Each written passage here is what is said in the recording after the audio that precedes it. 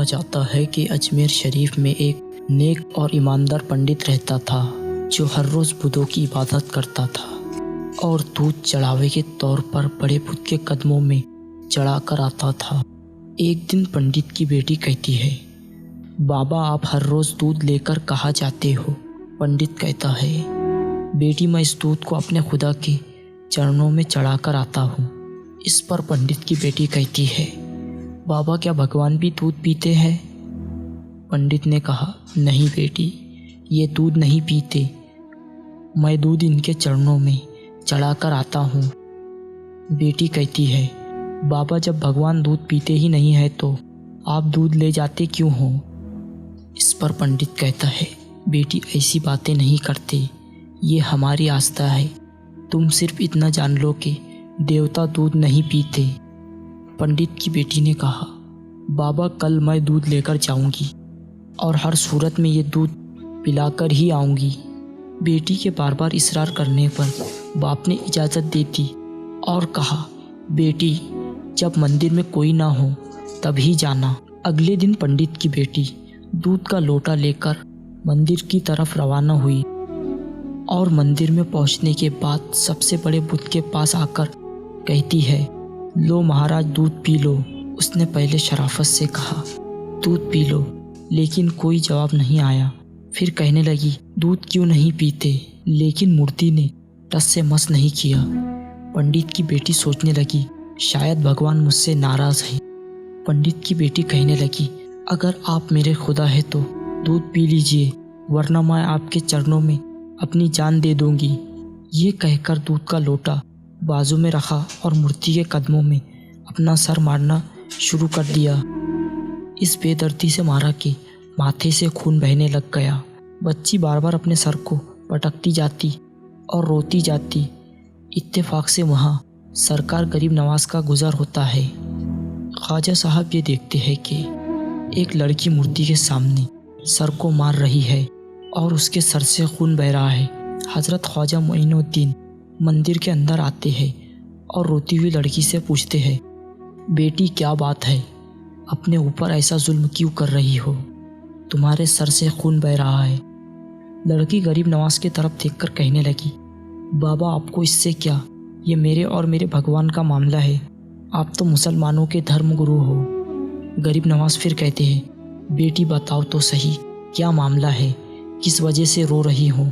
गरीब नवाज के बार बार इसरार करने पर लड़की कहती है, बाबा मैं अपने खुदा से कह रही हूँ कि दूध पी ले ताकि मैं अपने घर वापस जाऊँ और सबको जाकर बताऊँ कि हमारा खुदा भी खाता पीता और सुनता है, पर भगवान दूध पी नहीं रहे हैं। शायद वो मुझसे नाराज़ है।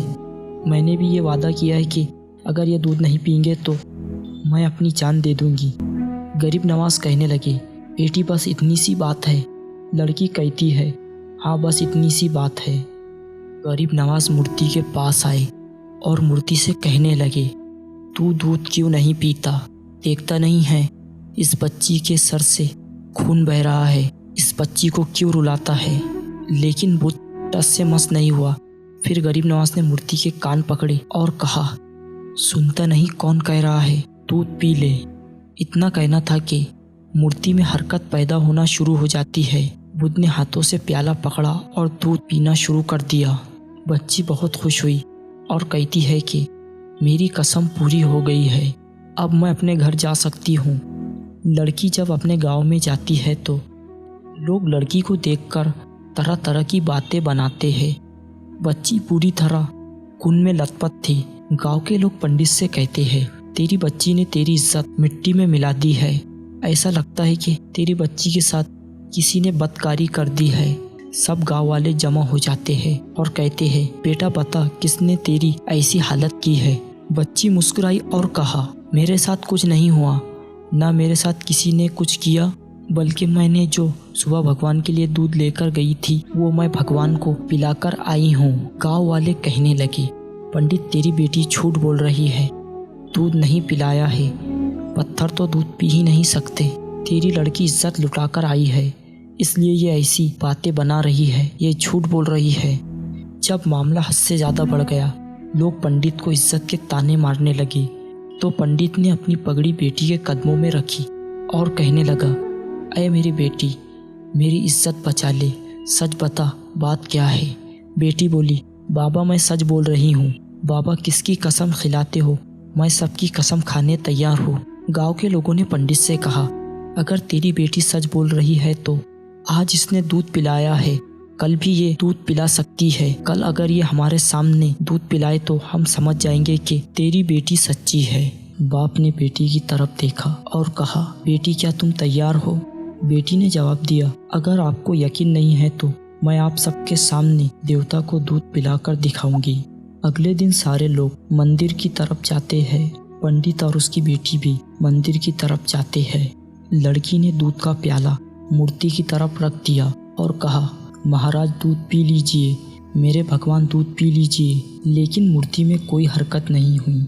लड़की फिर बोली, अय मेरे भगवान दूध पी लीजिए। गाँव वाले ये देखकर जोर जोर से हंसने लगी और पंडित से कहने लगे, सुन पंडित, हमने पहले ही कहा था तेरी बेटी झूठ बोल रही है, ये मुंह काला करके आई है। लड़की ने ये सुना तो उसका दिल टूट गया और लड़की की आंखों में आंसू आ गए और साथ ही गुस्सा भी आया।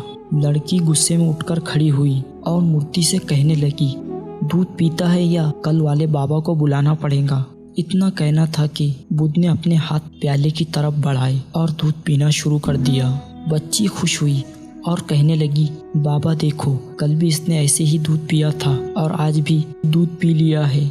वहाँ के सारे लोग दंग रह गए और पंडित भी दंग रह गया। पंडित ने अपनी बेटी से कहा, बेटा बता तो सही, कल कौन आया था? बेटी कहती है, बाबा मैं उनका नाम और पता तो नहीं जानती, लेकिन इतना जानती हूँ कि वो इधर से आए थे और इधर को गए थे। फिर क्या था, पूरा गांव उस तरफ चल दिया जिस राह पर हजरत ख्वाजा गुजरे थे। आखिर में जाकर देखा तो हजरत ख्वाजा मोइनुद्दीन एक दरख्त के नीचे बैठे थे। पंडित अपनी बेटी से कहता है, बेटा क्या ये वही बाबा है? बेटी कहती है, हाँ बाबा ये वही हैं। पंडित गरीब नवाज के कदमों पे सर रख कर कहता है, महाराज तुम भगवान हो, जिसके कहने पर पत्थर ने भी दूध पी लिया। इतना कहना था कि गरीब नवाज कहते हैं, मैं कोई खुदा नहीं हूँ और ना ही कोई भगवान हूँ। पंडित कहता है, फिर ये कौन सी ताकत है जो पत्थर दूध पी ले? सरकार गरीब नवाज फरमाती है, ये मेरी ताकत नहीं बल्कि ये उसकी ताकत है जिसको गरीब नवाज भी पूछता है, जो ज़मीन और आसमान का मालिक है, जिसके ज़ेरे अक़दस ज़िंदगी और मौत है। वो मेरा रब अल्लाह है, जिसके सिवा कोई माबूद नहीं, जिसने तुम्हें भी पैदा किया और मुझे भी।